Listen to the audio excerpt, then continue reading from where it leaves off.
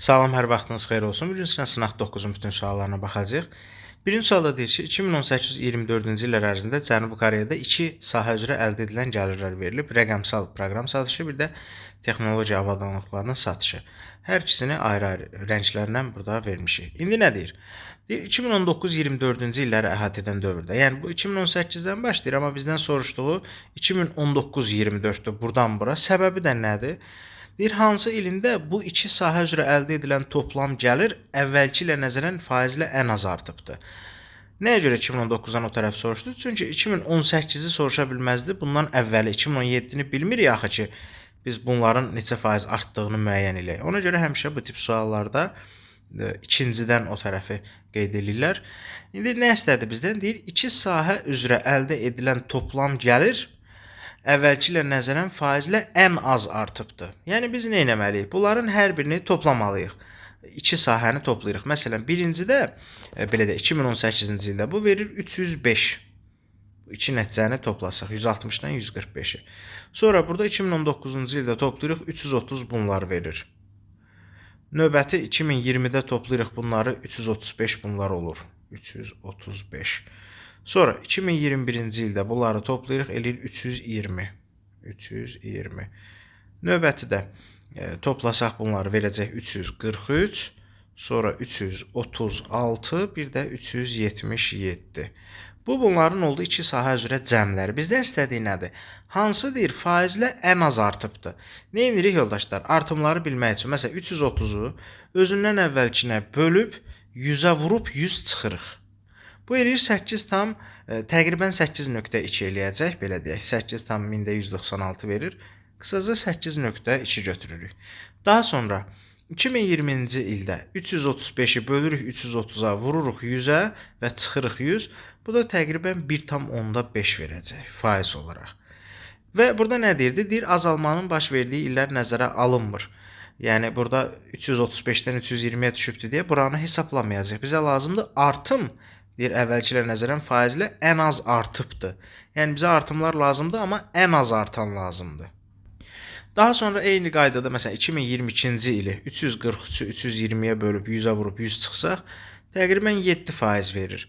Eyni qaydada məsələn 336 indi azalıbdır. Ən axırda 377-ni də 336-ya bölüb 100-ə vursaq və 100 çıxsaq, 12,2% verəcək. Məsələ nədir? Bizə deyirdi ən az artan hansıdır? Ən az. O da baxırıq ki, ən az artan budur. 1,5% olan. Yəni 2020-ci ilin göstəricisi. Cavabımız olur B variantı. İkinci sual xarab saatla bağlıdır. Deyir, 11:00-a qədər düz işləyən divar saatı bu vaxtdan etibarən hər saatın tamamında 12 dəqiqə geri qalmağa başladı. Yəni ki, reallıqda, baxın bu tip sualları çox işləmişik. Reallıqda 60 dəqiqə keçirsə, xarab saatda, buraya yazaq xarab, 12 dəqiqə geri qalırsa, deməli 48 dəqiqə keçir. İndi bizdən istədiyi nədir? Deyir, həmin gün axşam radələrində divar saatına baxan adam saatın 19:00 olduğunu görür. Xarab saatda 19:00-dır. Yəni 11-dən 19-a 8 saat keçib xarab saatda. Amma reallıqda deyir saat neçədir? Gəlin tənasüblə reallıqda neçə saat gedəcəyini tapaq, keçməli olduğunu tapaq. Bunları çarpaz vursaq x-a 10 saat müəyyənləşdirəcəyik və səhər saat 11-dən 10 saat keçsə, deməli axşam olur 9 tamam, yəni 21:00, yəni 11-in üstünə 10 gəlsəz 21 verir və deyə bilərsiniz ki, niyə biz burada dəqiqələri yazdıq qabaq-qabağa, burada saatları yazdıq. Bununla bağlı əvvəlki sınaqlarımızda da danışmışdıq. İndi də vurğulayım ki, qabaq-qabağa vahidləri eyni götürsəz, testimiz düz alınır. Amma birini saat, birini dəqiqə götürsəz, onda düz olmur. Birini o birinə çevirmək lazımdır. Amma yuxarıda ikisi dəqiqədir. Bunlar da saatdırsa problem yoxdur. Çarpaz vurub tapa bilərsiniz. Üçüncü sualımız maraqlı tərəzi sualdır. Deyir ki, verilmiş tərəzidə hərflər bir-birindən fərqli natural ədədlərə uyğundur və yazıb m plus n cəmi 12-dirsə, mn fərqini tapın. Mn cəmi 12-dirsə, biz o mn-i burada görürük. Bu ikisinə bir yerdə deyəcəyik 12. Mn cəmi oldu 12. Və başqa bir qolda m plus n yoxdur deyə buna dəymirik başqa qollara. Və görürük ki, burada m-nin yanında əlavə olaraq nə var? K ilə b var. K ilə b. Deməli, bu qola biz bütövlükdə deyə bilərik 12 üstəgələk k üstəgələk b. Baxın, bu formada deyə bilərik. Bu bərabərdir. Burada eyni boyda olan qollar, yəni eyni hündürlükdən asılan, məsələn, bu ikisi bir-birinə bərabərdir. Bax, bu 4-ü bir-birindən bərabərdir. Həmçinin, baxın, bu 2 dənə də onlarla eyni bölgüdədir, belə deyək. Bax, bura birinci bölgü. Buralar ikinci bölgülərdir. Yəni, belə deyək, birinci nəsil buradır, lap yuxarı. İkinci nəsil buradır. Üçüncü nəsil də indi qeyd elədiyimiz yerlərdir. Üçüncü nəsil. Bax, bunların hamısı. Yəni, 3 yazdığım yerlər bir-biri ilə, belə deyək, hamısı bərabərdir. O qollardan asılan yüklər. Elə onların, belə deyək, paralel xəttlərindən də görmək olar. Məsələ nədir? Burada 12-nin yanında KB-dir, düzdürmü? Biz ancaq və ancaq K-ların və B-lərin olduğu qollarla bu ifadəni tarazlaşdıracağıq. Məsələn, bu qolla bu qol dedik bir-birinə bərabərdir. Eyni hündürlükdən asılıblar və eyni bölgəyə daxildir. Onda biz nə yaza bilərik? Burada yazdığımız ifadə bərabərdir burada olan ifadəyə, yəni ki, 3B-yə. Nə edə bilərik? Bu B ilə 12-ni bu tərəfə keçirək. Bu tərəfdə mənfi olacaqlar ikisi də. 3B-dən B çıxanda qalır 2B çıxaq 12 bərabərdir K-ya. Yəni, K ilə B-nin belə bir asıllığını aldıq. Bir də KB-nin olduğu, yəni bu tip suallar əsaslanır nəyə? Diqqətə. KB-nin olduğu bu qolda var.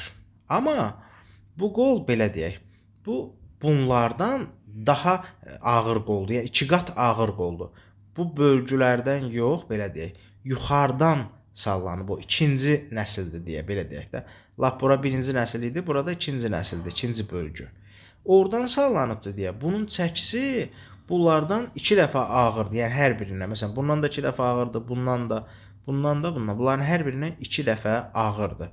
Sırf o, nəyə görə dedik, bu ikinci bölgüdən sallanıbdır, amma bunlar üçüncü bölgüdən sallanıblar. Yəni, belə deyək, bir dəfə də elə bilin ki, bu qolun, bax bunun, bir dəfə də 2-yə bölünmüş versiyasıdır. Ona görə biz tarazlaşdırma aparanda, məsələn, bax, bu qolu 2-yə vursaq bu qola bərabər olar. Bax, bunun incəliyi buradır. Yəni, bura, bax, bu bölgü, bunlar toplanıb bir yerdə buranı verirlər, düzdürmü, bax, buranı. O da bu halda bərabər olur bunlar bir-birinə. Demək ki, bunun 2 qatı bu qola bərabərdir. Bax, bunu izah eləmək istədim sizə. İndi bax, buradakı 3B-ni vuraq 2-yə, eləsin 6B bərabərdir, dedik bu qola. Yəni, 2K üstəgəl 5B. 2K üstəgəl 5B yazaq bura. Buradan da 2K plus 5B-dən 5B-ni sola keçirsək, 6B-dən 5B çıxanda qalır bir dənə B bərabərdir 2K-ya. Və salam. B-nin qiymətini gətirib burada yerinə qoysaq, buranı silirəm artıq, bizə mane olmasın. Buralarda silirəm. B 2K-dır. Bir də burada da B-nin yerinə bura 2K qoysaq, 2-ni 2-yə vursaq, eləyir 4K. 4K çıx 12 bərabərdir K-ya. Buradan K-nı bu tərəfə keçiririk, mənfi 12-ni sağa keçiririk. Olur 3K bərabərdir müsbət 12, K bərabərdir 4. K bərabərdir 4. Və salam. Artıq bu K bərabərdir 4-dən yola çıxa bilərik. Yazıram, baxın, K bərabərdir 4 və B də K-nın 2 qatıdır axı, 2K-ya bərabərdir B. Onda B də olur 8. B də olur 8. Və salam. İndi fikir verin. B əgər 8-dirsə, burada 3 dənə B var axı, onda 3 dənə 8 olur 24. Burada 24-dür, burada 24-dür, burada 24-dür. Bunların hamısı olur, eyni boyda olanlar hamısı 24-dər. 24 ilə 24 olur 48. Avtomatik onda bu qolda olur 48. Bunlar hamısı bir yerdə olurlar. Yerinə qoysanız, məsələn, K-lara 4 versəz, 2 dəfə 4 eləyir 8. 5 dənə də B var. 5 dənə də 8, bu B də 8, axı 5 dəfə də 8, 40. 40-ın üstünə 8 gəlsəz, həqiqətən də görürsünüz 48-i verir. Və salam. Buradan yola çıxırıq dedik. Məsələn, bunların qiymətlərini burada yerinə qoya bilərik. B-nin yerinə 8 qoyacağıq, K-nın yerinə də 4 qoyacağıq. Bunlar hamısı bir yerdə 24 verir. Yəni 8 ilə 4 də 12 eləyirsə, onda 2 dənə D-yə də 12 qalır. Hərəsinə nə düşəcək? 6. Tapdıq ki, D də 6 imiş. Ondan sonra, məsələn, bu qolda D-yə 6 yazıram. B-yə yazırıq, deməli, öz qiymətini 8. 6 ilə 8 eləyir 14. S ilə S-in cəmi də 10 eləməlidir ki, toplayanda eləsin 24. Onda S-lərə də 5 düşür ki, 5 ilə 5 10 eləyir. Üstünə də 6 ilə 8-in cəmin 14 gəlirsiz eləyir 24. Deməli, S-i də tapdıq 5 imiş. Bu formada. Ondan sonra görək başqa hansı hərfləri tapa bilərik biz. Tutaq ki, bu qolda, burada əlavə M də var, A da var. Bura belə deyək, müdaxilə edə bilmərik. Amma burada bilirik, bax, K-nı, S-i bilirik, bir də A təzə hərfdir. Məsələn, burada S-lərə 5-ləri yazsaq, 3 dənə deməli S var. 3 dənə 5 eləsin 15. Bir dənə də K var. Buna da 4 yazıram. Elədi 19. 24-dən 19 çıxanda qalır 5. Yəni 5 dənə A bir yerdə 5-dirsə, onda A-nın biri olur 1. Hərəsi 1 olur. 5A 5-dirsə, hərəsinə 1 düşür. İndi A-nı tapdıq. Gəlib biz buradan, bayaq dedik, bu hissədən A-nı yerinə, bu A-ların yerinə 1-ləri yazaq. Sonra K-ların yerinə 4-ləri yazaq. 3 dənə K var. 3 dənə 4 eləsin 12. Üstünə bu 2 dənə 1-i gələk 14. 24-dən 14 çıxanda M-ə də qalır 10. M-i də tapdıq. Və M-in cəmi 12 idisə və M 10-dursa, N-ə də 2 qalır. Bizdən də M çıx N istəyir. Ondan da 2 çıxsaq qalacaq 8. Bu formada bir-birindən asılı ifadələrdir. Dördüncü sualımız hərf ardıcılıqlarla bağlıdır. Bu tip suallarda bir neçə qayda demişdik. Biri təkrarlanma idi. Yəni burada görürük ki, 3 müxtəlif hərf var. A, B, C. Biz bunu 3-3 ayırırdıq. Hər üçlükdə, hər hərfdən bir dənə olurdu. Məsələn, belə ayırsa. Amma bu ondan deyil. Çünki burada artıq 2 dənə B var. Normalda belə deyim. B, A, C, C, A, B, A, B, C. Bu formada üçlüklər şəklində təkrarlana bilər. Belə bax, əyani şəkildə yazıram. A, B, C bir üçlükdə. C, A, B növbəti üçlük, B, C, A növbəti üçlük. Bu formada mümkündür. Sonra artma azalmalar var. Tutaq ki, əvvəl 2 dənə B verərdi, sonra 3 dənə B, sonra da 4 dənə B versə, deyərdik ki, bu arta-arta gedir. Bu da deyil, artma azalma da deyil. Bir də var bunun üçüncü bir qaydası, simmetriya. Yəni, soldan və sağdan simmetrik şəkildə irəliləyir. Məsələn, ən sağda 2 dənə B var, ən solda 2 dənə B var. Növbəti burada üçüncüyə baxın C-dir. Soldan da üçüncü C olmalıydı. Deməli, bu boşluğa yazdım C. İndi fikir verin, sağdan məsələn necə gəlir? 2B, bir dənə C, bir dənə A. Sola baxın, 2B, bir dənə C, bir dənə A. Görürsünüz, eyni qaydada irəliləyir, soldan da, sağdan da. İndi növbəti fikir verin, nə gəlibdir? A, B, 2 dənə C. Sağ tərəfdən də eyni qaydada elə gəlməlidir. A, B, 2 dənə C. Burada C yazıram ki, olsun AB 2 dənə C. Bax, bu formada. AB 2 dənə C. Sonra 2C-dən sonra nə gəlibdir? A 3 dənə B. Bu tərəfdə də fikir verin, yenə nə gəlibdir? A 3 dənə də B. Soldan necə gəlirsə, sağdan da o qaydada davam edir. İndi A 3 dənə B-dən sonra, A 3 dənə B-dən sonra. Burada bir dənə A gəlibsə, onda bu tərəfdə də A olmalıydı. Bax belə. Tən ortadan bölsək bunu, tən ortadan bölsək. Fikir versəz, sola doğru da, sağa doğru da eyni cürdür. Məsələn, mərkəzdən irələsəz, 2 dənə, bax, ikisi də A-dır. Sonra 3 dənə B gəlir. Solda da, sağda da 3 dənə B gəlir. Sonra A 2 dənə C gəlir. Bu tərəfdə də A 2 dənə C gəlir. Bu formada sola da, sağa da eyni cür irəliləyir və biz boşluqlara deməli nələr yazırdıq? Nə düşdü? C, A, C. Yəni cavabımız olur D variantı.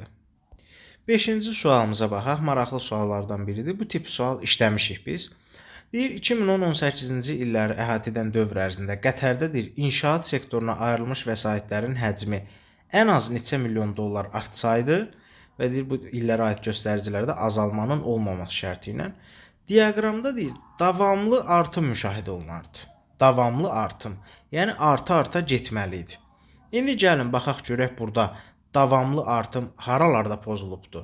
Məsələn, burada 583-dən 597-yə gedir, artıbdı. 597-dən 608.2-yə gedibdi, bu da artıbdı. İndi məsələ nədir? Buradan bura azalıb, artmalıydı. Yəni, bu ədəd buradan böyük olmalıydı, arta-arta getməliydi. Buradan böyük, məsələn, 610 da eləyə bilərik, 615 də eləyə bilərik və yaxud 608.3 də eləyə bilərik. Baxın, mümkün versiyalar. Və biri var, bunu böyüdüb 610 eləyək. Məsələn, deyirəm, tutaq ki, 22.5 artıraq. 22.5. Hə, biri var, üstünə 22.5 gələk. 610 eləmək üçün.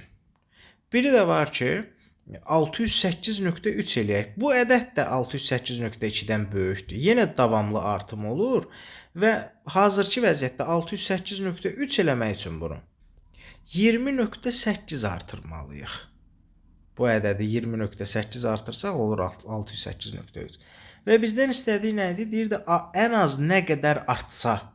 Şərtdə necə idi? Deyir ki, ən az neçə milyon dollar artsa. Yəni deyir ki, 20.8 də artırsaz ödəyir, eləyir 608.3 və davamlı artım müşahidə olunur. 22.5 artırıb 610 eləsəz də, yəni 608-dən artır 610-a. Amma deyir ki, ən az nə qədər artsın. Yəni deyir, götürüb bu qədər şiddətli artırmayın deyir. Artırın, elə artırın ki, mümkün qədər az artırın. Amma şərt də ödənsin, bundan böyük ədəd alınsın.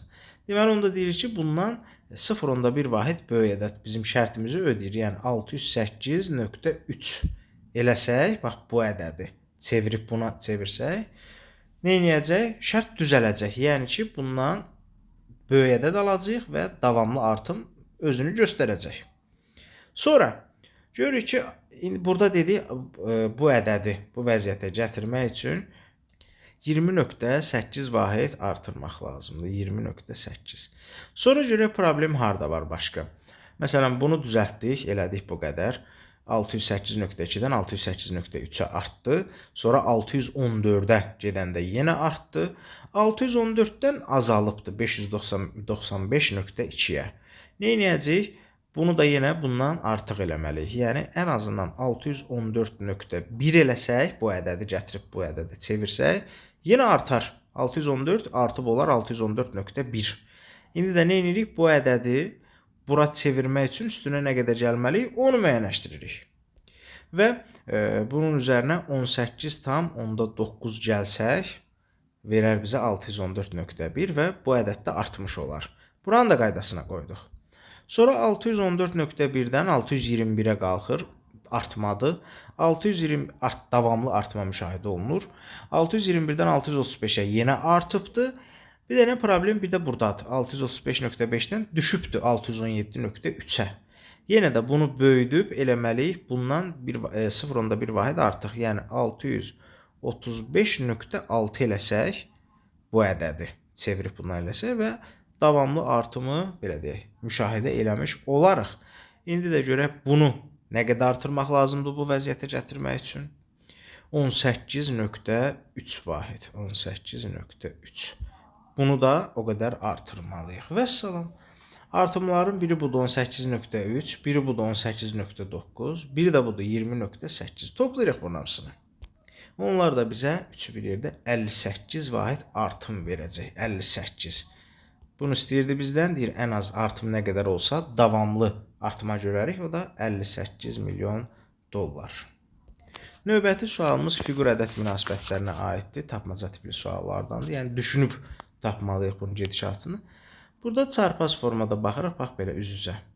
445 ilə 13-ü əlaqələndiririk. Necə əlaqələndiririk? Bunun rəqəmlərini toplasaq, 4 plus 4 plus 5 bizə 13 verər. Burada 187-nin rəqəmlərini toplasaq, 187-ni verəcək 16. Eyni qaydada 641-in rəqəmlərini toplasaq 11 verir. Axırda da 294-ün rəqəmlərini toplasaq 15 verəcək bizə. Sual işarəsi olur 15.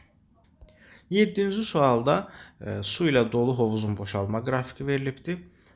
Bizdən istədiyi nədir? Deyir, hovuz boşalmağa başladıqdan 5 saat sonra dolu hissəsinin boş hissəsinə nisbəti neçə olar? Dolu hissəsinin deyir, boş hissəsinə nisbəti. İndi nə edərik biz? 5 saat sonra. Gəlin görək bu saatda nə qədər su itirir.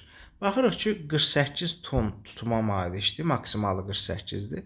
Və bu 48 ton gəlib 12 saatda təmiz boşalır. Görürsünüz, bu hovuzun qrafiki gəlib bura dirənir.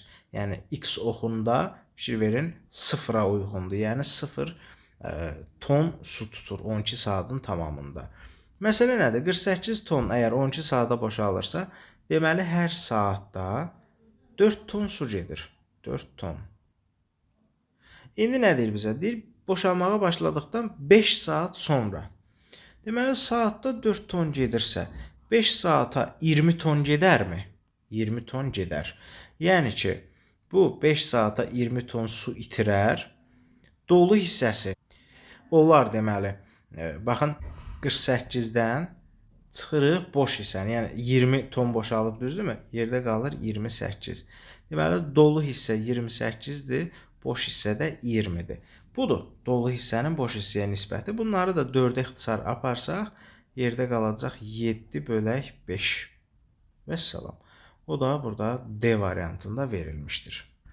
8-ci sualımızda deyir ki, 4 müxtəlif ölkədə 21-ci əsrin 2-ci 10 illiyində yeni açılan istehsal müəssisələrinin sayı verilibdir və 1-ci 10 illiyin analoji göstərisinə nisbətən faizli artımı verilib. Yəni, məsələn, Türkmənistanda görürük ki, 21-ci əsrin 2-ci 10 illiyində 18.832 istehsal müəssisəsi var. Bu qədər açılıbdır və ötən ilə nəzərən 7% artıbdır. Biz ötən ilə tapası olsaq, bu ədədi tənasübdə 107%-ə uyğun eləyirik və 100%-i tapırıq. Öyrənmişik artıq bunu. Bizdən istədiyi nədir? Deyir ki, 21-ci əsrin ilk 10 illiyində, yəni bizə 2-ci 10 illikləri verib, artım faizlərini verib, təbii ki, biz 1-ci 10 illiyə uyğun ədədləri tapacağıq tənasüblərlə. Və indi istədiyi nədir? 1-ci 10 illikdə deyir, bu 4 ölkədə birlikdə yeni açılan istehsal müəssisələrinin sayı, deməli biz hər biri üçün ötən 10 illiyin belə deyək, ədədlərini müəyyən edəcəyik və bizə deyir ki, onların 4-ünün bir yerdə cəmi həmin dövrdə Hindistan üzrə analoji göstəricidən təqribən neçə faiz çox olmuşdur. Deməli biz ötən il üçün ötən 10 illik üçün bunların hər birini tapırıq. Sonra deyir 4-ü bir yerdə Hindistandan nə qədər çox idi. 4-ünü toplayacağıq və Hindistanın analoji göstəricinə bölüb 100-ə vurub 100 çıxacağıq. Gəlin hesablayaq. Məsələn, bu 18.832-dir. Bu ötən 10 illiyə baxanda 7% artıbdır. Yəni, bu ədədi tənasübdə götürürsünüz 107%-ə uyğun və 100%-i müəyyənləşdiririk. X. Çarpaz vurub 17.600 tapacağıq. 17.600. Sonra eyni qaydada deməli, Slovakiya üçün də bunu eləyirik. Slovakiyanın ədədi də 58.944. Ötən 10 illiyə baxanda 20% artıbdır. 20%. İndi də bunu tənasübdə 120%-ə uyğun götürürsünüz qarşı-qarşıya. Və 100%-i müəyyənləşdirsəz, eyni qaydada, yəni qayda dəyişmir. 58.944 əgər 120%-ə uyğundursa, 100%-i tapırıq. X yazıb, çarpaz vurub X-i tapırıq. Bu da 49.120 verəcək. 49.120. Eyni şey Hindistana da tətbiq edirik. Buradan 113.600 alacağıq. 113.600. Sonra və ən sonda Malaziya üçün də bunu eləyirik. Yenə də hesablayırıq. Bunu uyğun götürürük 111.2%-ə. 82.000 tapacağıq. 82.000. İndi məsələ nədir? Bizə deyirdi 4-ünün bir yerdə, 4 ölkə üzrə birlikdə toplayırıq bunun hamısını. Bu verir 262.320. 262.320. Deyir 4-ü bir yerdə Hindistan üzrə analoji göstəricidən təqribən neçə faiz çox idi. Bölürük Hindistanın göstəricisinə 113.600-ə, 113.600-ə və faizlə nə qədər çox olmağını tapmaq üçün vururuq 100-ə və çıxırıq 100. Bax belə. Bu da bizə 130.1000-915 verəcək. 130.1000-915. Təqribən 131 götürəcəyik bunu. Yəni D variantı. Bax belə. 9-cu sualda deyir ki, Elnurun flash kartının yaddaş həcmi 16 GB-dır. Bu flash kartın yaddaşından istifadə vəziyyəti aşağıdakı kimidir. Video faylları 7.8 GB, musiqi faylları 2.5, boş hissədə 5.7. İndi məsələ nədir? Bizə deyir ki, Elnur bu flash kartdakı faylları yaddaş həcmi 32 GB olan başqa boş bir flash karta köçürsə, Buradan nəyi köçürəcək? Təbii ki, video fayllarını, bir də musiqi fayllarını. Boş hissəni hara köçürür ki? Boş hissə, yəni xüsusi bir fayl deyil, bunu köçürsün. Sadəcə flash kartın boş hissəsidir. Yəni bu ikisi köçəcək. Demək istədiyim nədir? Təzə flash kartda, yəni 32 GB flash kartın 7.8 GB olacaq, deməli, video faylları, yəni toplam 32 GB-dir. Bunun 7.5-i olur video faylları, 2.5-i olur musiqi faylları, yerdə qalanı da boş hissə olacaq. Yəni 21,7 GB. Bu da olacaq boş hissə. Təzə flash kartda 3 hissədən ibarət olacaq. Biri 7.8, biri 2,5, biri də boş hissədə 21.5. Vəssalam, indi məsələ nədir? Deyir, bunu düzgün əsaslandıran diaqramı seçin. Deməli, yoldaşlar, nə edə bilərsiniz? Bunu faiz olaraq da, hissə olaraq da müəyyənləşdirə bilərsiniz. Məsələn, 7,8-i təqribən 8 desək, 32-dən 4 dəfə azdırmı? Yəni 4də 1 hissəsinə bərabərdirmi? Düşünürük ki, video faylları dairəvi diaqramın 4də 1 hissəsini əhatə eləməlidir. Yəni təqribən belə deyək, 90 dərəcəli bucağa uyğun olmalıdır. Təqribən 90 dərəcəli. Ondan sonra eyni qaydada məsələn digərlərini də tutaq ki. Və bunu belə də elə bilərsiniz. İkinci olaraq nə edeyim? Belə gözəyarı da olar.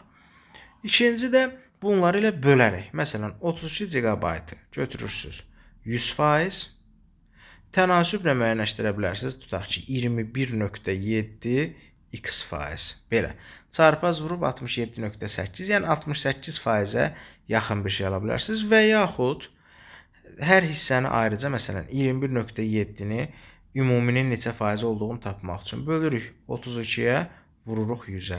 Eyni şeyi bu birlər üçün də eləyirik. Deməli, bu 21.7 olan olur dedik 67.8%. Yəni, yuvarlaq 68%. Bu olsun boş hissə. Sonra bu 7.8-i bölsəz 32-yə 100-ə vursaz, deməli, video faylları olur 24,375%. 24,375, bu elə 24 olaraq qalsın. Sonuncu da bu musiqi fayllarını 2.5 GB-ı da 32-yə bölüb 100-ə vursaz 7,8%, yəni ki, qısaca 8% yuvarlaq olaraq 8% də buna deyək. Yəni, elə bir diaqram tapmalıyıq ki, onun 24%-i təqribən 4də 1-i olsun video faylları. Sonra 8%, yəni 100%-in 8%-i nədir? 10da 1 hissəsindən də az. Yəni, çox balaca bir hissəsi olsun musiqi faylları. O da elə bir dənə görürsünüz, Y variantında verilibdir. Çox balaca hissə, nöqtəli hissə olur musiqi faylları. Yəni, biz buna 8% deyə bilərik. Digər hissə 24% olsun video faylları və 68% də olsun boş hissə. Bax, belə gözəyarı həll olan bir sual tipidir. 10-cu sualımızda aşkar operator nümunəsi verilibdir. Deməli, birinci mötərizədə yazıb 12, 3 bucaq 64. Nə yazıb? Bax, 3 bucağın sol tərəfi 4A-dır, burada da sol tərəfi 12-dir. 4A 12-dirsə, A olur 3. Sağ tərəfi B kubudur, sağ tərəfi 64-dür. B-nin kubu 64-dürsə, B də olur 4. Öz qabağında burada yerinə qoyursunuz. A plus 8B, yəni 3 üstəgəl 8 vur 4. Bax, belə. Bu da eləyəcək 35. Əvvəlcə bu birinci mötərizənin 35 olduğunu müəyyənləşdirdik, yerinə yazırıq. 35. Çıxaq. İndi keçirik ikinci mötərizəyə. İkinci mötərizədə də kvadrat 4 bucaq işarəsi var. Bunu da burayla eyniləşdiririk. Soluna baxıram, yazıb A kvadratı. Burada da solunda 25 yazıbdır. A kvadratı 25-dirsə, A olur 5. Sağında yazıb 3B. 3B 21-dirsə, B də olur 7. Vəssalam. A ilə B-ni burada qoyursunuz yerinə. Yazıb 3A, yəni 3 vur 5, çıxaq 2B, yəni 2 vur 7. 15-dən 14 çıxırsınız, qalır 1. İkinci mötərizəmizin də nəticəsi oldu 1. Birincinin də nəticəsi 35 vermişdi. İndi nə aldıq? 35 çıx 1, cavab olacaq 34 D variantı. 11-ci sualda deyir ki, aşağıdakı asılı diaqramlarda TYS imtahanında iştirak edən və uğurlu olan oğlan qızların sayı barədə. Burada iştirak edənlərdir, burada da uğur qazananlardır. İndi nə baş verir? Bizə deyir ki, 250 tələbənin uğurlu olduğunu nəzərə alaraq, yəni burada uğur qazananlar toplamda 250 nəfərdir və məsələn bunu 2 yerə bölüb oğlanlar bu ştrix olan hissədə 32%, tez nə edirik? 250-nin 32%-ni tapırıq. Bu eləyəcək 80. Yazaq elə bura 80 nəfər oğlanlar və yaxud qabağına yaza bilərik. Oğlanlar 80. 170 də qızlar olur. Ya 250-dən 80 çıxırsınız 170 verir. Ya da məsələn bu 32%-dirsə bu da olur deməli 70, daha doğrusu 68%. Və 250-nin 68%-i də o da 170 verəcək bizə. Yaxşı, bura məlumdur artıq. İndi nə deyir? Deyir, mülahizələrdən doğru, mütləq doğru olanı seçin. İmtahan verənlər də, yəni iştirak edənlər də oğlanlar 2007-dir, qızlar isə 4266-dır. Burada indi A variantında nə verir? Bütün iştirakçıların ümumi uğur faizi deyil, 3.9-dan aşağıdır. İndi baxırıq ki, deməli, ümumi, baxın, 2007 ilə 4266-nı toplayırıq. Bu eləyir 6273. Bunun deyir 3.9%-dən aşağıdır uğur göstəricisi. 6273-ün 3.9%-ni tapsaz eləyir 244 tam neçə gerisi də var. Deyir ki, bütün iştirakçıların deyir uğur faizi bundan deyir aşağıdır. Amma 250 nəfər uğur qazanıb axı. 80 oğlan 170 qız. Demək ki, bunun bax bu ədədin 3.9%-dən aşağı deyil, əksinə yuxarıdır. 250-244-dən yuxarıdır. A variantı yanlışdır. Bunu silirik. Deməli, A getdi. B-də deyir ki, oğlanların uğur faizi 4-dən yüksəkdir. 4-dən yüksəkdir. Nə edirik? Düşünürük ki, oğlanlar, məsələn, burada 2007 nəfərdir. Bunun tapırıq biz 4%-ni. 2007-nin 4%-i olacaq 80,28. 80,28. Fikir verin nə deyir? Deyir, oğlanların uğur faizi 4-dən yüksəkdir, yəni 80,28-dən deyir, böyükdür. Amma əksinə baxın, oğlanlar 80 nəfər idi uğur qazanan, kiçikdir. 4%-dən azdır yoldaşlar. Yəni ki, bu nə deyir? 4%-dən yüksəkdir. Baxıram ki, 4%-i 80,28 edir. Ən azından 81 oğlan uğur qazanmalı idi. Amma görürük ki, 80-dir. Yəni, bundan azdır. Bu isə deyir, çoxdur, yüksəkdir. B də səhvdir. B-ni də silirik. C-də deyir ki, qızların uğur faizi 4-dən yüksəkdir. Qızlar da yenə də baxırıq ki, burada 4266-dır. Deməli, oğlanlar 80 nəfər idi, qızlar da 170. Bu 4266-nın deyir ki, 4%-dən yüksəkdir uğur faizi. Nə edirik? 4%-ni tapırıq bu ədədin. Bu da eləyəcək 170,64. Yenə nə deyir? Deyir, qızların uğur faizi 4%-dən çoxdur. Yəni 170,64-dən çoxdur. Amma biz görürük ki, azdır. 170 nəfərdir uğur qazanan qızlar. Demək ki, yenə də nə edirik? C-ni də yanlış götürürük. Bu deyir, qızların uğur faizi 4-dən yüksəkdir. Gördük ki, yox, 4-dən aşağıymış 4%-dən. D variantında deyir, oğlanların uğur faizi qızlara nisbətən daha yüksəkdir. Yəni, nə etməliyik biz? Görək, oğlanların uğur faizi neçədir? Baxın, ümumi uğur qazanan 80 oğlandır. Ümumidə 2007 oğlan var. 80 böl 2007 vur 100. Bu oğlanların uğur faizidir. Bu verəcək 3 tam 1986. 986. Yuvarlaq olaraq yazdım. Qızların uğur faizinə baxaq. Qızlardan deməli 170 uğur qazanıbdır və ümumilikdə də 4266 qız var.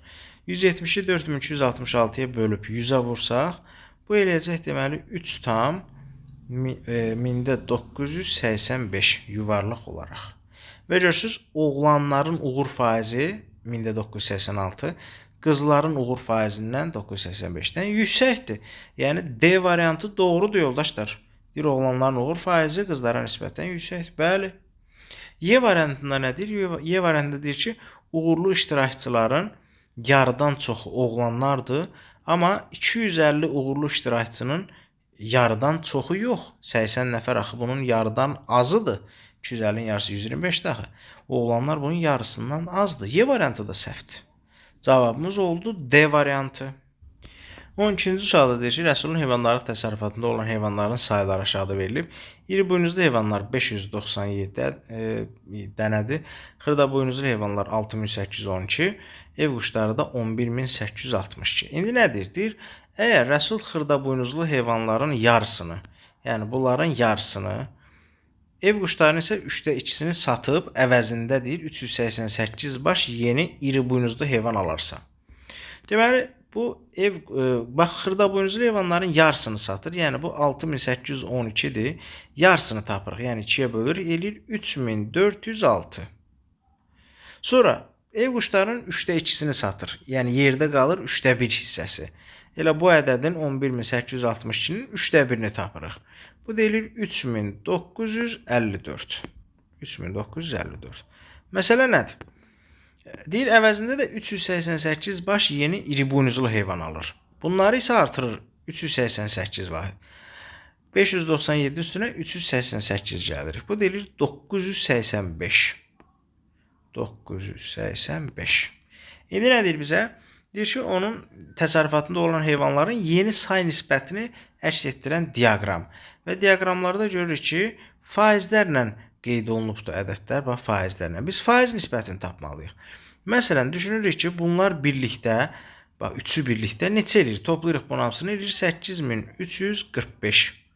Deməli, bu adamın ümumilikdə bu qədər heyvanı var. Faizlə tapası olsaq, iri buynuzlu heyvanlar 985-i bölürük 8345-ə, vururuq 100-ə ki, faiz nisbətini tapaq. Bu eləyəcək deməli, təqribən 11,8%. 11,8%. Eyni şeyi bunlar üçün də eləyirik. Xırda buynuzluları bölürük ümumiyə 100-ə vururuq.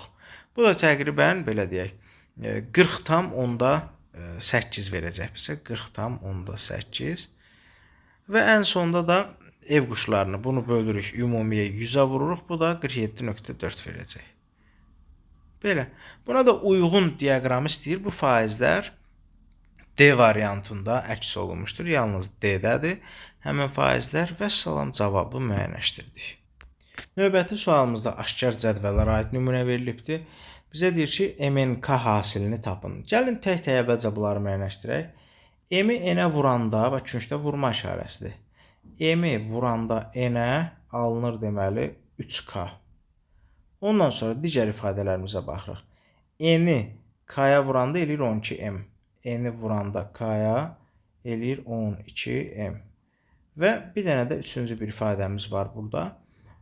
M-i K-ya vuranda 32 verir. MK da 32. Bunu da gedək yuxarıdan yazaq. MK 32. İndi bunu niyə kənardan yazdım? Yoldaşlar, bu tip suallarda biraz müdrik davranmalısınız. Burada hərflərin hasili hərflə bir cavab verir. Başqa bir hərf, dəyişənlə və s. Amma burada hərflərin hasili konkret bir ədədə bərabərdir. Yəni bunlar eyni qəbildəndir. Belə deyək də, hərfə bərabərdir. Amma bu birbaşa ədədə bərabərdir. Ona görə bunları ayrı-ayrı yazdım. Və bu tip suallarda normalda nə baş verir? Əksər hallarda. Ya alt-alta bölünür bir-birinə, ya alt-alta vurulur bir-birinə. İndi burada MK varsa, MK hasili. Biz alt-alta, məsələn, vurası olsaq, M düzdür, K-ya vurulur. Fikir verin, görək nə alınacaq. Bax, M-i bu yuxarıca ifadəni aşağıcı ifadəyə vururuq. Olur M vur N, vur N, vur K.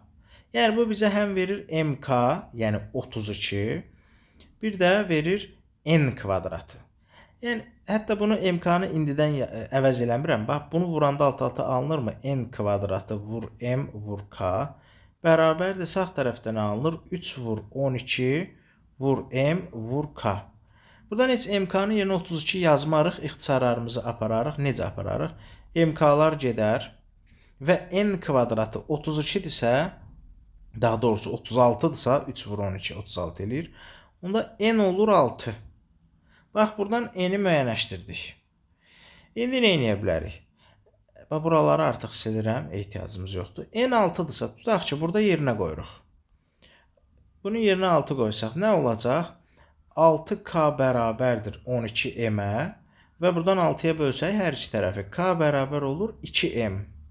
K-nın 2m-dən asılı olduğunu aldıq, gətirib artıq burada yerinə qoyuruq. Yazıram m vuraq, K-nın yerinə yazacağıq 2m. Qoyaq yerinə K-nın yerinə 2m. Bərabərdir 32-yə əvəz elədik. İndi fikir verin, buradan 32-ni 2-yə bölsək 16 eləyəcək. Yəni m kvadratı 16-dırsa, m də olur 4. Və yuxarıda şərtdə deyir, MNK natural ədədlərinin deyir hasilini tapın. Yəni biz 16-dan mənfi kök çıxartmırıq, ancaq müsbət 4 kökünü çıxardırıq. Buradan n-in 6 olduğunu tapmışıq, m-in 4 olduğunu tapmışıq və bunları yerinə qoyub k-nı da tapa bilərik. Tutaq ki, burada m-in hasili 3k-dır. Aşağıları silək, bizi yormasın. İndi m-in hasili 3k-dır, yəni 4 vur 6 bərabərdir 3k-ya. Bu 24 edir, 24 də bu 3-ə bölsək, k-ya da düşür 8. Vəssalam, bizdən bu üçünün hasilini istəyir. 4 vur 6 vur 8, o da deməli 192 verəcək. Vəssalam. 14-cü sualımızda deyir, 6 ölkənin olimpiya oyunlarına göndərdiyi iştirakçıların neçə faizinin medal qazandığı verilib burada. Nə deyir? Deyir, Çin olimpiya oyunlarına Fransadan 2 dəfə çox, ABŞ-dan 3 dəfə daha az idmançı ilə qatılıbdır. Deməli, Çin bunu ortada qeyd edirik. Bu deyir, Fransadan 2 dəfə çox, Fransa deməli daha aşağıdır bundan və Çin deyir, ABŞ-dan az idmançı ilə qatılıb. Deməli, ABŞ bunların arasında ən böyüdür. Çin də deyir, Fransadan çox, ABŞ-dan azdır. Yəni ortancıldır, Fransada ən aşağıdır. Bu tip suallarda ən kiçiyi normalda 100 götürürük. Deyir, Çin Fransadan 2 dəfə çoxdur. Çini götürürük 200. ABŞ-da nə deyir? 3 dəfə, Çin ABŞ-dan 3 dəfə azdır. ABŞ-ı da götürürük 600. Çin ABŞ-dan 3 dəfə azdır. Bunlar oldu xəyali idmançı sayları. Özümüzdən bunları adlandırdıq, bu qiymətləri verdik. İndi nə deyir? Deyir, bu olimpiyadada medal qazanan Fransa idmançılarının sayı və fransızlar, belə deyək, xəyali olaraq 100 idmançı göndəribdir və Fransa idmançılarının, fikir verin, 56% medal qazanıbdır. 100-ün 56% ilə olacaq 56. Deyir, medal qazanan Fransa idmançılarının sayı ABŞ üzrə analoji göstəricidən təqribən neçə faiz azdır. ABŞ-da deməli 600 idmançıdır və bunların 47% medal qazanıbdır. Biz də 600-ün 47%-ni tapası olsaq, o deyilir 282. Bizdən istədiyi nədir? Deyir, Fransa idmançılarının sayı ABŞ üzrə analoji göstəricidən medal qazanan Fransa idmançılarının sayı, yəni 56. ABŞ üzrə, yəni ABŞ üzrə medal qazanan iştirakçıların deyir, sayından neçə faiz azdır? Nə edirik? Fransa idmançıları deyir, ABŞ idmançılarından neçə faiz azdır? Dan-dən hardadırsa demişik, o gedir məxrəcə. Yəni 56 böl 282 vur 100 çıx 100. Bu da yuvarlaq olaraq belə deyək, 80% verəcək bizə, 80%. Eləyir 80 tam deməli 100 mində 14184 təqribən belə bir şey eləyir. Biz də onu yuvarlaq olaraq 80% götürürük. 15-ci sualımız çox maraqlı bir sualdır. Deyir, Home Up şirkətinin deyir, burada bütün şöbələrində çalışan işçilərin sayını göstərən diaqramdan istifadə edin.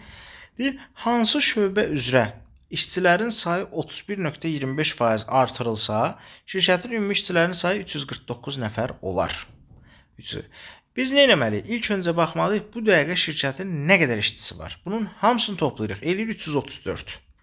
334 işçisi var və bizə lazımdır olsun 349. Yəni 15 nəfər artmalıdır ki 349-a qalxsın. 15 nəfər. Və nə deyirik? Bu 15 hansı ədədin, hansı şöbədə yazılmış ədədin 31,25%-idir. Tənasüb qururuq. Deyirik ki, 15 əgər uyğundursa 31,25%-ə, 31,25%-ə, tapırıq görək 100% neçədir? Bu da bizə 48 verəcək. O da, fikir verin, təchizat şöbəsidir. Təchizat 48 nəfər. Bax belə. Dedi ki, işçilərin sayı olsun, hansını deyir 31,25% artırsaq işçilərin sayı 349 olar. Hesabladıq ki, indi 334 işçi var. 15 nəfər artmalıdır ki, olsun 349 və deyir, hansı şöbənin işçilərin sayı 31,25% artırılsa. Düşünürük ki, bu ədəd nəyin 31,25%-dir? 48-in. 48 də nədir? Təhdizat şöbəsi. Vəssalam.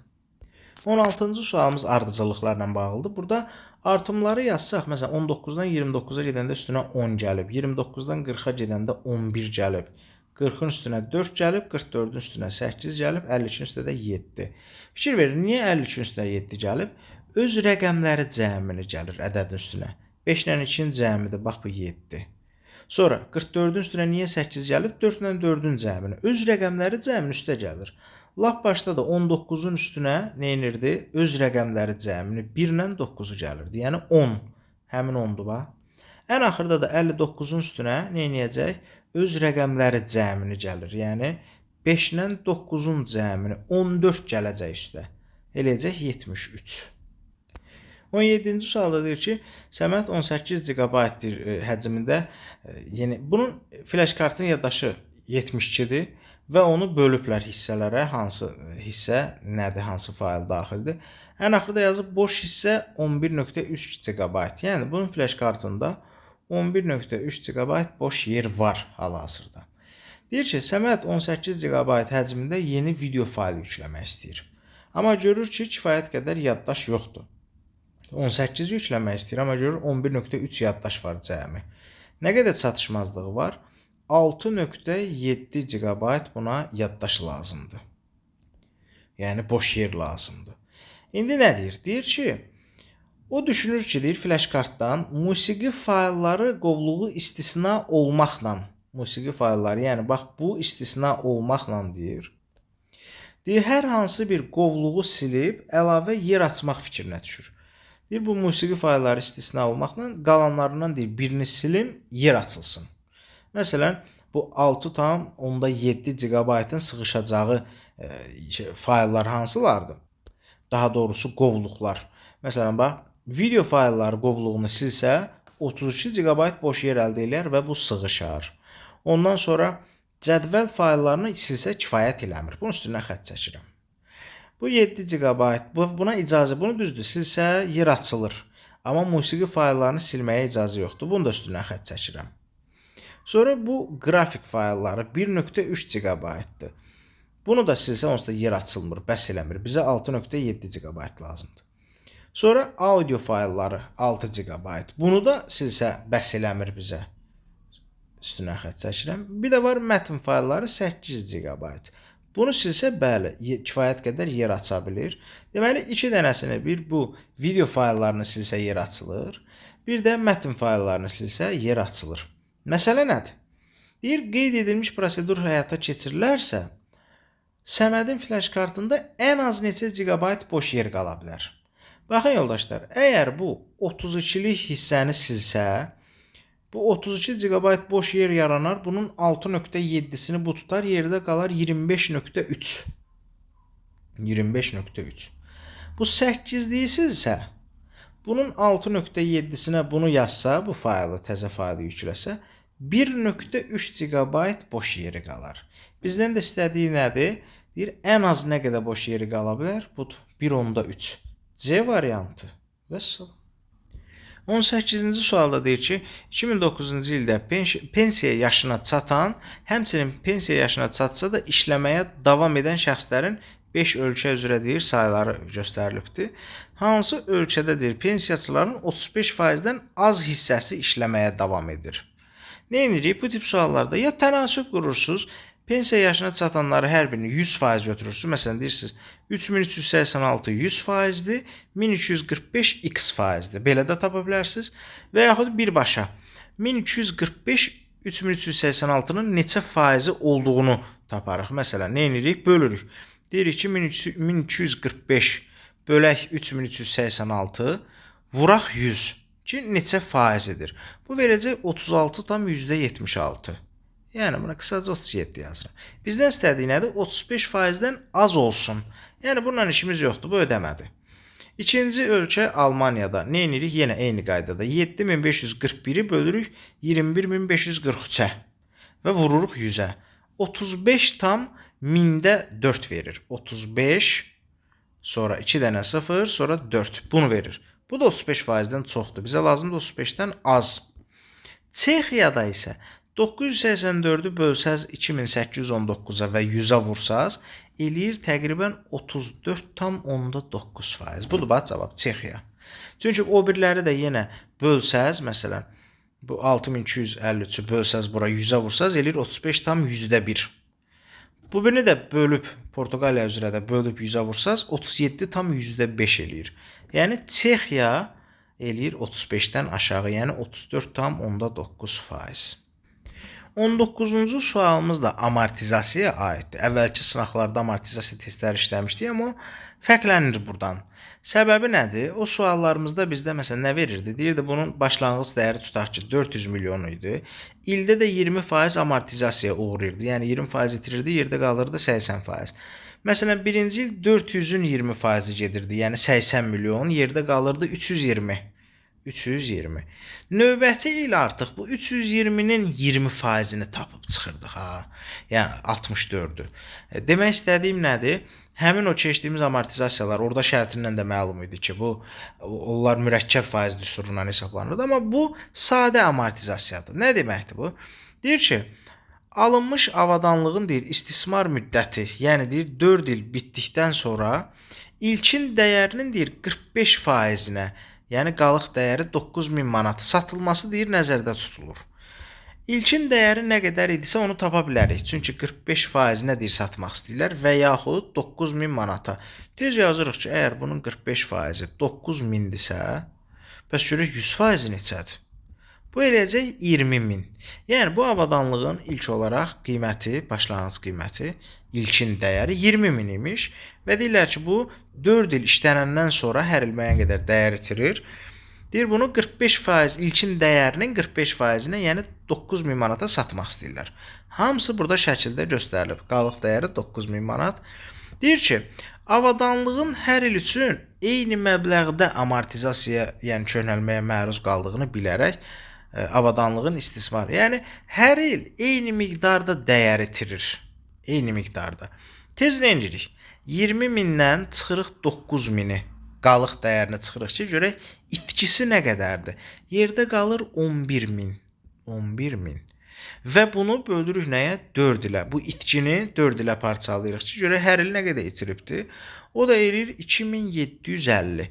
Yəni burada da 2750 itiribdir. Burada da. Hər birində 2750 itirib, onlar bir yerdə olublar 11000 və 20000-dən 11000 çıxanda yerdə qalıb qalıq dəyəri, yəni 9000. Bu sadə amortizasiyadır. İndi bizdən istədiyi nədir? Bizə deyir ki, onda deyir, avadanlığın istismar müddəti bitdikdən sonra nəzərdə tutulan satış qiyməti, yəni bu qalıq dəyəri, yuxarıda da yazmışdı, 45%-nə satmaq istəyirlər. Yəni deyir 9000 qalıq dəyəri, bura yazaq 9000. Deyir, bu illik amortizasiya məbləğindən, budur bax illik amortizasiya məbləği 2750, hər il bu qədər itiribdir. Deyir, bundan, burada həm faizlə veriblər, həm dəfə ilə. Nə edirik? 9000-i bir bölürük 2750-yə ki, görək dəfə ilə bu bizə nə verəcək? Ki, görək, elə verəcək 3,27.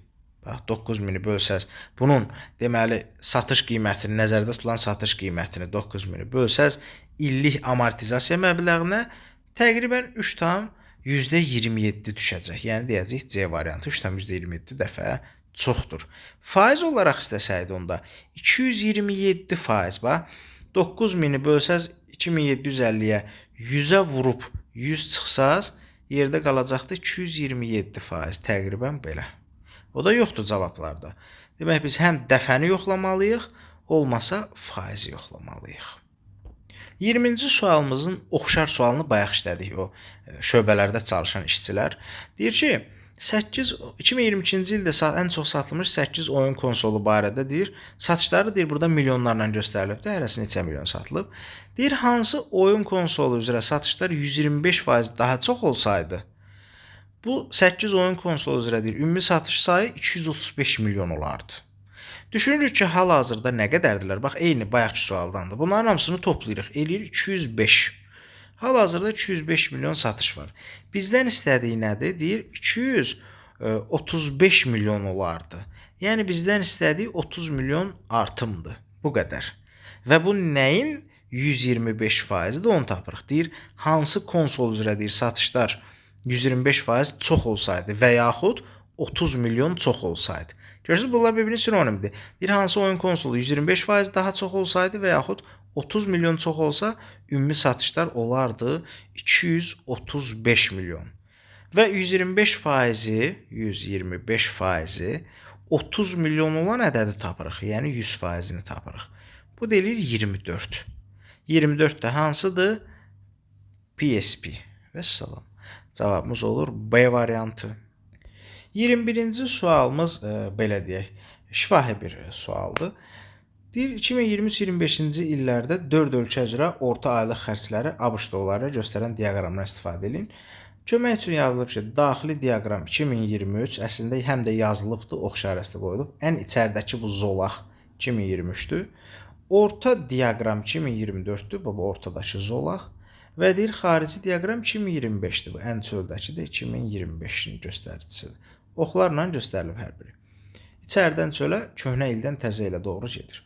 İstədiyi nədir? Hansı ölkədə bu 3 il ərzində orta aylıq xərclərdə davamlı artım müşahidə olunmuşdur?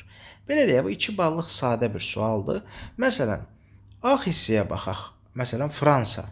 Görürəm ki, ən köhnə 2023-cü ildə olub 2534.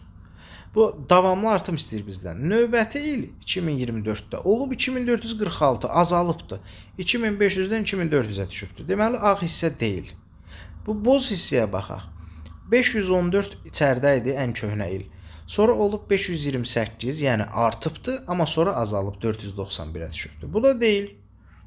Nöqtəli hissəyə baxaq. 2386 idi. Bu artdı oldu 2401. Amma sonra azaldı oldu 2390. Deməli, bu da deyil. Və qaldı bir dənə. Baxın, bu göy hissə. 716. Bu 716 artdı oldu 759. O da artdı oldu 766. Göy hissə də haradır? Türkiyə. C variantı. Sonra 22-ci sualımıza baxırıq. Kəsişmə cədvəlindən bağlıdır. Hesablanmaya filan ehtiyac yoxdur. Deyir ki, C ilə A-nın dairəsi bir-birindən kəsişdirir. Burada 2 qat mötərizələr var. Fikir verin, bax. C ilə A-nı deyir birinci kəsişdirin, həmçinin B ilə də L-i kəsişdirin və bunların alınan cavablarını da deyir bir-birindən kəsişdirin. Sonra mötərizəni bağlayıb görürsünüzmü? 2 qat mötərizə qoyub buralara. Həmçinin bunlardan alınan cavabla da biz kəsişdirəcəyik bu 2 qat mötərizədən çıxan cavabı. Yəni bunlar kəsişir bir-birindən, bunlar da bir-birindən kəsişir. Aynen N. Sonra da onların kəsişməsi 2 qat mötərizəni verir. İndi gəlin görək necə kəsişdiririk bunları. Baxırıq ki, birinci mötərizədə bizə nə veribdir? C ilə A-nın kəsişməsi. C hərfi ilə A hərfini kəsişdiririk. Məsələn, burada fikir verin. C ilə A kəsişəndə görürsünüz nə verirlər? B hərfini verirlər bizə. Görürsünüz C ilə A-nın kəsişməsi. Bunun nəticəsi olur B. İstəsəz bu kəsim biz indi yuxarıdakı C-dən düşdük soldakı A-ya. İstəyirsiniz soldakı C-dən, bax bu C-dən bu A-ya gedin, belə kəsişdirin. Bunun da nəticəsi B verəcək, görürsünüz. Burada da C ilə A B vermişdi, fikir verin, görürsünüz. Hər iki halda B verəcək. Hansını istəyirsiniz yola çıxırsınız, problem yoxdur. Hər bir halda bunların kəsişməsi olur. B, yumru işarəsini qoyaq. B ilə L-in kəsişməsi, o bir mötərizə. Yenə də B ilə L-i tapaq, tutaq ki, bax B ilə L. Kəsişib görürsünüz nə verirlər B ilə A verirlər. Bunun da nəticəsini A yazırıq. Bax bu mötərizələri bir-birindən bir də kəsişdirəcəyik. B ilə A. Görək bu nə verir? Hələ keçək ikinci tərəfə. N ilə Y. Bax buranı kəsişdirək. N ilə Y görək nə verir? Baxın elə buradadır. N ilə Y bizə A verir görürsünüz. A. İkinci A ilə N. Bu bir mötərizəni müəyyənləşdirək. Görürük ki, A ilə də N, şey verin, E hərfi verirlər. N ilə A bizə E hərfi verir. Bunların da kəsişməsini buraya yazıram. Aralarında dairə var və burada da böyük mötərizəni bağlayaq. Fikir verin nə aldıq? Bu mötərizənin cavabı ilə deyir, bunu kəsişdirin indi. Bunların da arasında dairə var. Birinci nədir? B ilə A. Görək B ilə A nə verir bizə? Baxarıq ki, tutaq ki, B ilə A. Belə kəsişdirək. B ilə A görürsünüz C verir bizə. Buranın cavabı olur C. İkinci mötərizə A ilə Y-dir. İndi bunları kəsişdirək. A ilə Y. Elə bunlar burada kəsişib L verirlər. Fikir verin. Y ilə A. Elə üstünə düşməsin. Bax belə. Y ilə A kəsişib L verirlər. Burada L yazırım. Ortalarında kəsişmə var. Bax, cavabı ala gedirik. Ən axırda C ilə L-in kəsişməsi. Bunu da müəyyənləşdirək. Cavabımız olacaq bu. C ilə L. Yəni, C ilə L-i kəsişdirsək, görürsünüz nə verir? E hərfi. Cavabımız olur E. Yəni, Y variantı. Vəssalam. 23-cü sualımıza baxaq. Deyir, 2022-ci ildə 3 ölkənin avtomobil ixracını 1000 ədədlə göstərən diaqramdan istifadə edin. Məsələn, ölkələr Yaponiya, ABŞ və Cənubi Koreyadır.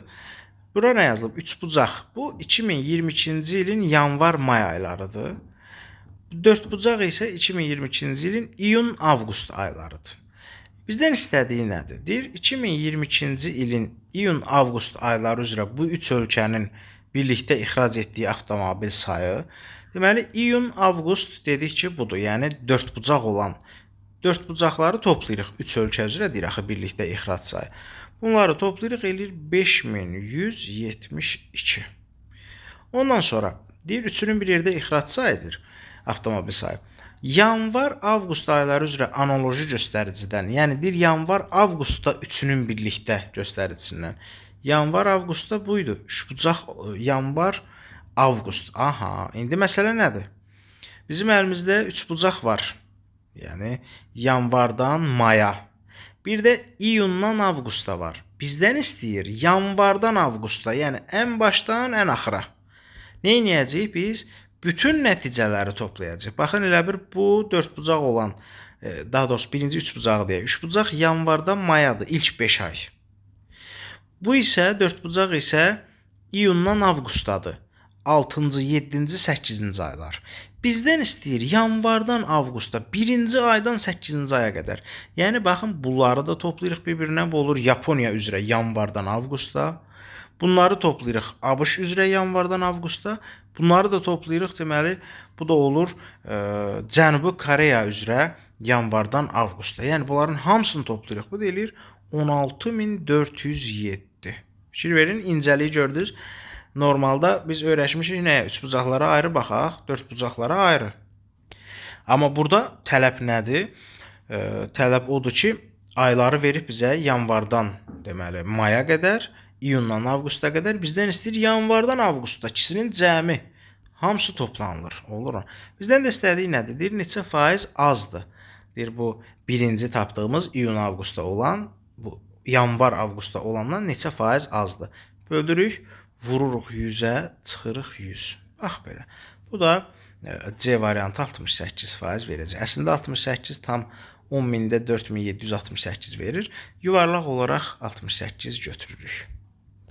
24-cü sualımız xüsusi düsturu olan suallardandır. Deyir, kitabın səhifələrinin nömrələnməsi zamanı 2118 rəqəmdən istifadə olunubdur. Bu kitab neçə səhifədən ibarətdir? Məsələn, yoldaşlar, tutaq ki, İlk 9 səhifəni, kitabın aşağısına yazılır, məsələn, 1, 2, 3, düz 9-a qədər hər səhifədə bir dənə rəqəm var, düzdürmü? 10-cu səhifədən etibarən, 10-cu səhifədən 99-cu səhifəyə qədər hər səhifədə 2 rəqəm var. Və ondan sonra 100-dən başlayaraq da o tərəfə 999-a qədər hər səhifədə 3 rəqəm var. Rəqəm deyəndə bunlar dənə-dənə nəzərdə tutulur. Çox hallarda insanlar qatışdırır rəqəmlə ədədi.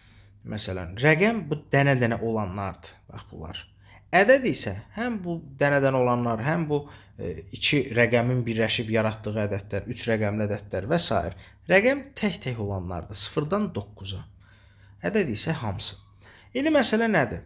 Bunu vizual olaraq sizə göstərmək istəsəm, tutaq ki, desəm 500 səhifəlik bir kitabdır, 500 səhifəlik. Bunu nömrələyərkən, yəni aşağısına ədədləri yazanda, ümumilikdə neçə rəqəm lazımdır bizə, dənə-dənə. Deyəcəyik ki, ilk 9 səhifəni nömrələmək üçün 9 səhifədir, hərəsində də bircə dənə rəqəm olacaq. Yəni 9 vur 1. Cəmi 9 dənə rəqəm burada lazımdır. 10-cu səhifədən 99-cu səhifəyə qədər bütün səhifələr belə deyək, 2 rəqəmlidir. Hərəsində 2 rəqəm var və burada neçə səhifə olduğunu tapmaq üçün nə edirik? Sonuncudan əvvəlkini çıxırsınız, 99-dan 10 çıxırsınız, qalır 89. Üstünə də özümüzdən 1 gəlirik. Deməli, burada toplamda 90 səhifə var. Bax, bunu hesablasaq 90 səhifə var. Və 90-ı da vururuq, hərəsində 2 rəqəm var axı. Eləyir 180 və 100-dən başlayaraq 500-cü səhifəyə qədər də 100-dən 500-ə qədər. Əvvəlcə görək, burada neçə səhifə var? 500-dən 100 çıxırıq, qalır 400. Üstünə də özümüzdən 1 gəlirik. 401 səhifə var və hərəsində də 3 dənə rəqəm var. Fikir verin, 3 rəqəmli ədədlərdir hamısı. Bu da eləyəcək 1203. 1203. Baxın, deməli, bu 500 səhifəlik kitabı nömrələmək üçün 1203 buradadır, 180 buradadır, 9 da buradadır. Toplamda bunların hamısını toplayırıq. Eləyir 1392. 1392. Yazıram, bax 1392. Bu qədər rəqəm lazımdır bizə. Amma biz hər dəfə bunu belə açılışlarla yaza bilmərik, axı bu bizi yorar. Nə qədər gedər bu? Deməli, qısaca burada sizə açılışını yazdım ki, yəni bu hardan alınır, indi yazacağım düstur. Düsturumuz belədir. Kitabın səhifəsi bərabərdir. Rəqəm sayı, yəni neçə rəqəm istifadə olunubsa, üstə gələk 108 böl 3. Bax, qısaca düsturumuz da budur. Yəni, bizə deyir 2118 rəqəm istifadə olunub, neçə səhifəli kitabdır. Səhifə bərabərdir. Rəqəm, yəni, bax bu 2118, üstə gələk 108 böl 3. Bax belə.